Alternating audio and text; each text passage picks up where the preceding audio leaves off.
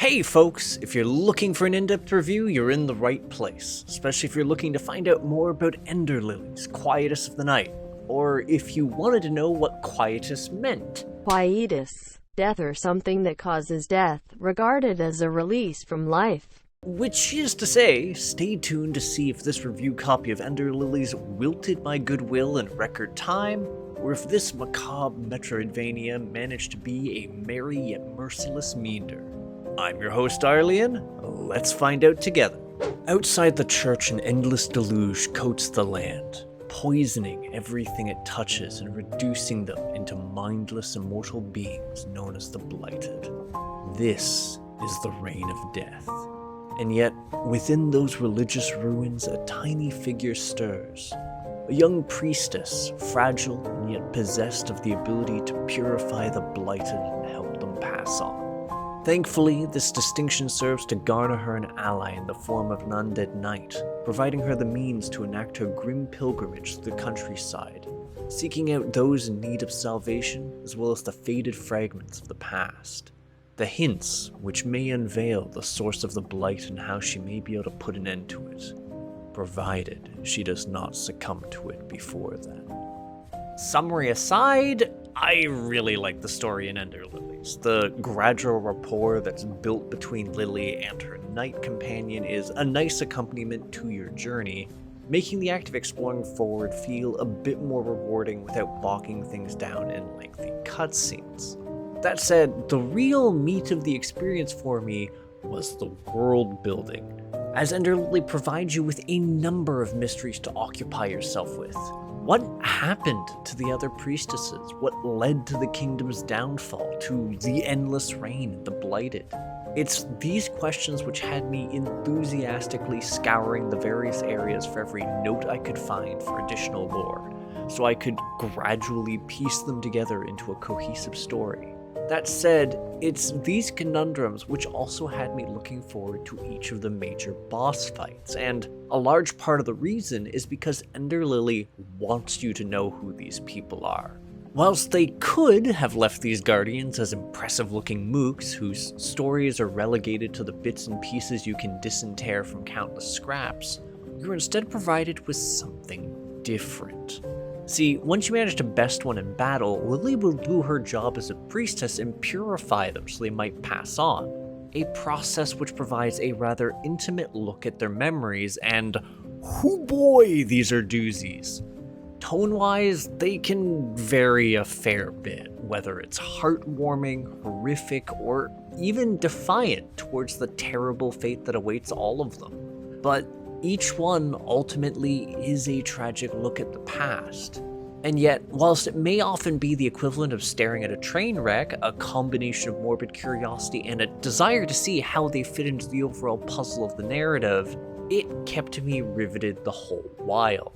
Frankly, I was engrossed enough with the story that I went out of my way to collect every note and see all three of its endings, one of which I was able to trigger early on, and the other which served as the game's golden ending and involved a whole lot of legwork and exploration. They actually feel different enough that I would wholly recommend seeing all three, and given that they don't force you to restart the game upon acquiring one, it's entirely possible to do so within the same save file without even dipping into New Game Plus. But, getting a bit ahead of myself, let's talk mechanics.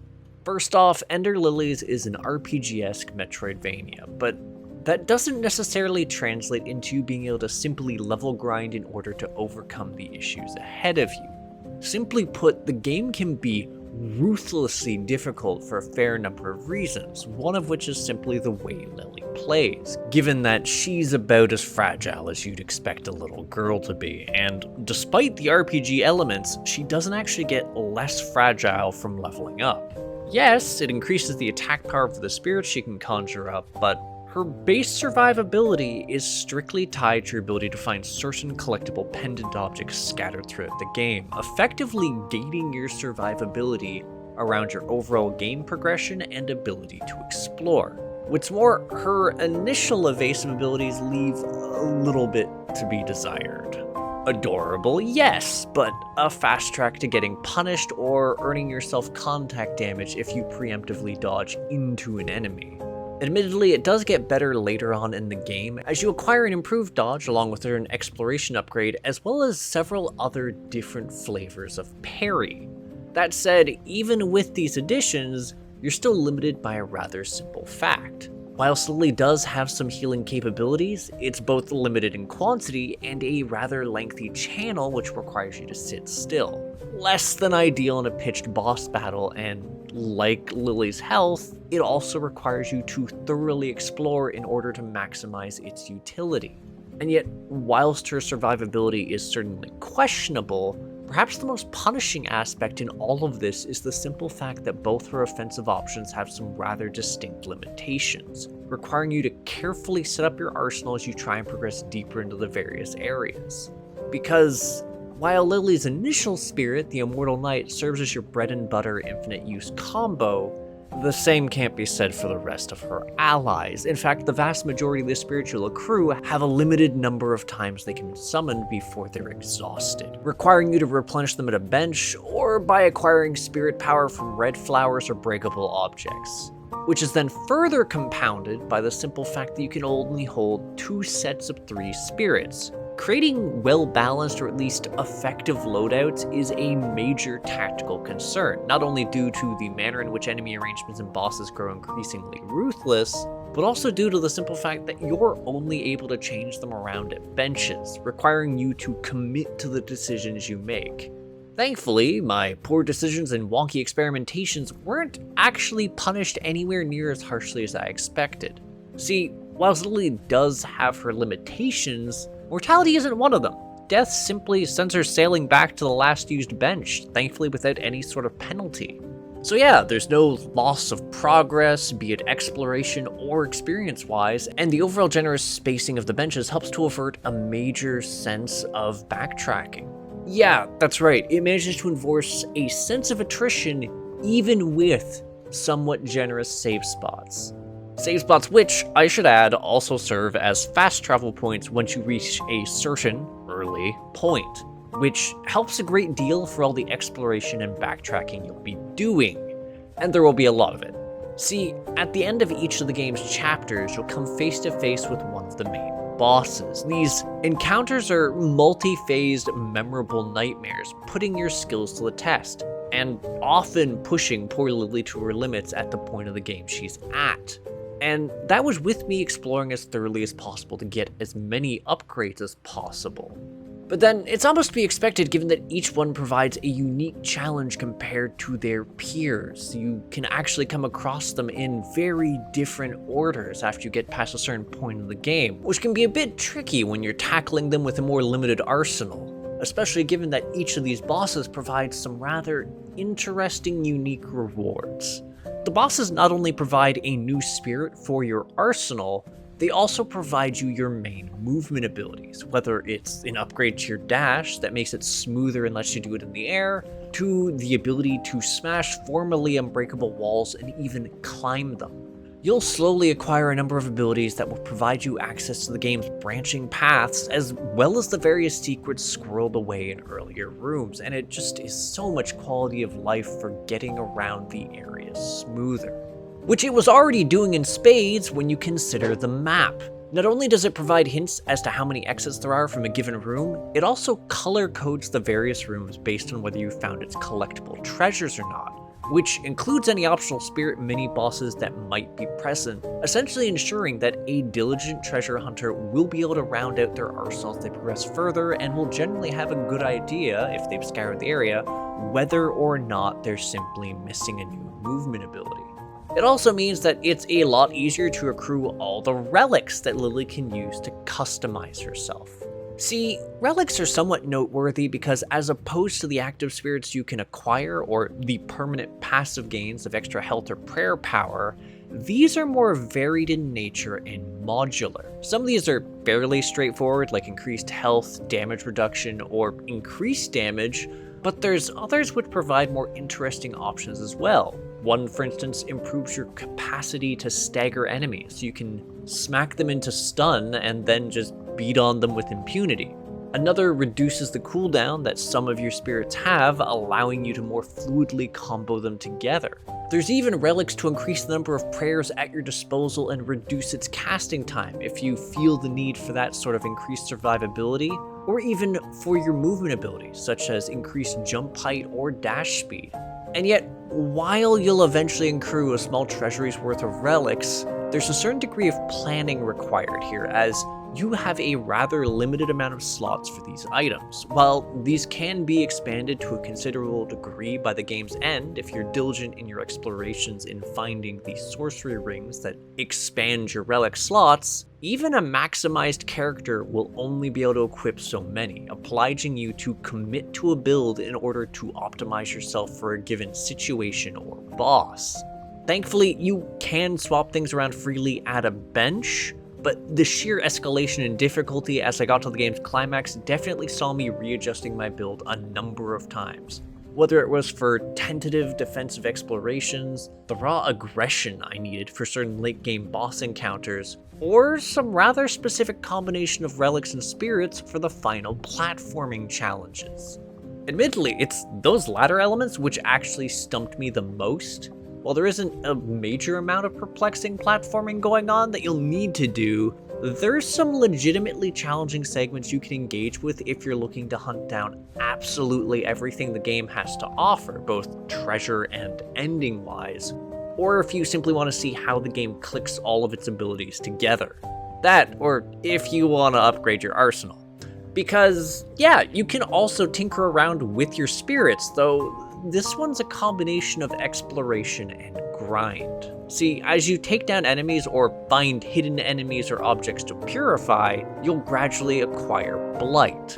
What's important about this is you can use it to increase the level of your spirits, amplifying the damage they do, as well as modifying their abilities at certain key levels. This can range from increasing the number of projectiles and ability fires, the speed of an attack, how forgiving a counter may be, or simply the sheer number of hits in a combo, or the amount of uses a skill may have before it's exhausted.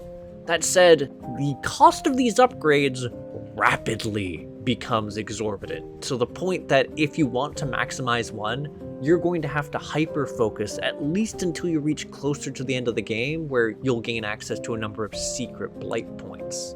If you were wondering why my loadout doesn't change much in level throughout the review, this is entirely the reason why. And that also partly served as an incentive for me to tackle the game's New Game Plus, as while it promised to amplify the difficulty of the game, it also provides an ample amount of extra blight so you can better explore the capabilities of the other various spirits. Also, hey folks! This is Future Arlie, who decided to splice the segment in because of my experiences with Ender Lilies New Game Plus. Because this game has managed to reel me back in all over again for a full fucking playthrough. So, first things first, it's hard. Even as a max level character with every health upgrade and defensive relics, things are more than able to put you in the ground if you run around recklessly, to the point where I found myself making some fairly distinct changes to my relic build just to be able to survive sustained explorations. And not just because they do more damage either. Oh no, that'd just be too simple. Enemies actually have brand new attacks, extended combos, and modified patterns, just in case you were starting to feel complacent. Something which is at once terrifying, but also makes the simple fact that you have access to all your movement abilities off the hop feel like a godsend, since you're fairly well equipped to weave past baddies if you're feeling less inclined to fight, or to bypass whole areas if you just want to speedrun towards the end. And yet, I'd actually recommend against doing so, because of the biggest treat for me during this particular replay has been my rematches with Ender Lily's various bosses, because just like their more basic peers, they've been revamped with new attacks and patterns to wield against any would-be warriors looking for a challenge. It's been such a blast, and the simple truth of the matter is I found myself needing to swap around my relic and spirit builds more than a few times, specifically to accommodate certain boss encounters and squeeze out just a bit more damage or survivability, just unique builds for specific enemies. Still, if all of that sounds too easy for you, There's also a pair of auxiliary challenges you can dip into. One is boss rush mode, which, well, they're scaled up considerably, so you can expect a very grueling battle of attrition that will test your limits. And yet, while that's bad enough, there's also an unlockable Blightborn option I received for beating the game, and holy shit, this stuff is for masochists. We're talking tasty treats like amplifying the durability of your foes and limiting your damage output in tandem with a side order of ramping up their damage or activating a die on getting hit option. Heinous stuff, really. The only friendly option you can toggle on in the mix is the ability to tune down contact damage, though you can also amplify that, I guess. It's nightmarish stuff, really, but then I should have figured that one out from my first glimpse at its bleak world. Because, yes, we're now going to be transitioning segments to graphics because I gotta gush a little. While I'd certainly seen screenshots of the game, I hadn't actually been prepared for how grimly gorgeous Ender Lilies' Gothic world turned out to be.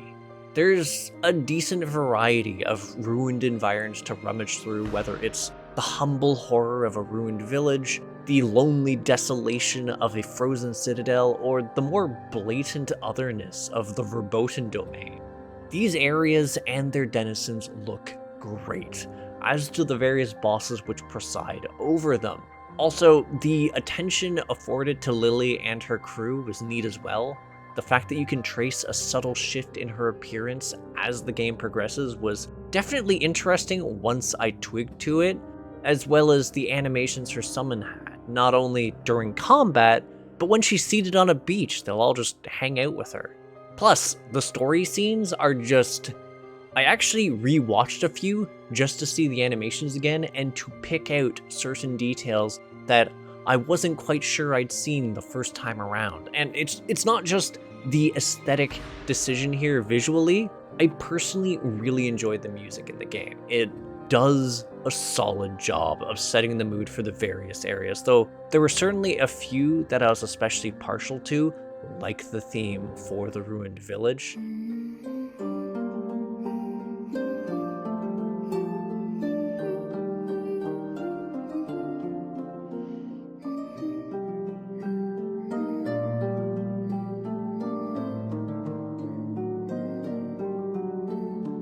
And if you're into some creepy horror stuff, the very final area has some very unpleasant music for you to listen to. Still, it's about time I wind this down, so let's sum this up. And first off, I really do feel the need to emphasize that I genuinely enjoyed the story in this game. I think it did a solid job of hooking me, of keeping me invested in the world it was building and its mysteries. It also provides some pretty solid bits of uncanny horror to process and the requisite tragedies owed to a Gothic landscape. Again, I went out of my way to see all 3 of the game's endings and to hunt down every scrap of lore, and I don't regret it in the slightest. Plus, I gotta give the game's props for granting me the ability to revisit any cutscene or ending I'd unlocked, which, as a cat owner, is pretty helpful for letting me revisit something in case I wound up distracted. And the props hardly end there either. Mechanically, whilst Ender Lilies can be a bit frustrating in its difficulty, especially as you progress into the deep end of things, it still ultimately felt fair. I never hit a brick wall insofar as its content, even against its bosses, which provided some of the most notably difficult moments of the entire playthrough. Special shout out to a certain witch who briefly managed to invoke a bit of Witcher-like induced PTSD, if you know you know. Also to Julius on New Game Plus, you son of a bitch. But yeah, that boss at the lake, she wasn't even the hardest. She just stood out as the first major beatdown I received, though far from the last or the most severe. But here's the thing, even when I was getting my teeth kicked in, whether it was by her, by Julius, by anyone else, I had fun.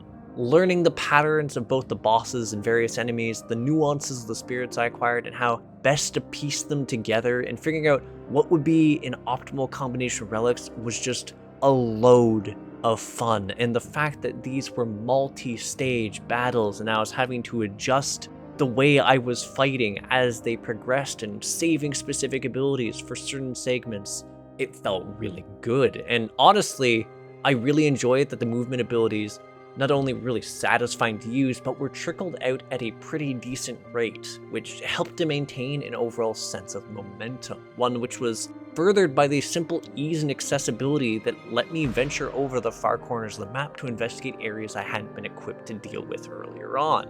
Which is why, at the end of the day, I genuinely would recommend Ender Lilies as a crit hit. It is a thoroughly solid Metroidvania which provides a decent story and system to sink your teeth into and which avoids unnecessary padding. And I really wasn't exaggerating about the post-game options you unlock. I didn't expect to find myself so deeply engrossed in a game a second time over, but well, yeah, just bask in this encounter here. Even the tutorial boss is able to put up a solid fight now as they begin to mix in dashes and feints like they were looking to audition for places of Bloodborne beastie. It's notable, even at a glance, and it's far from the most dramatic changes that later boss fights undergo.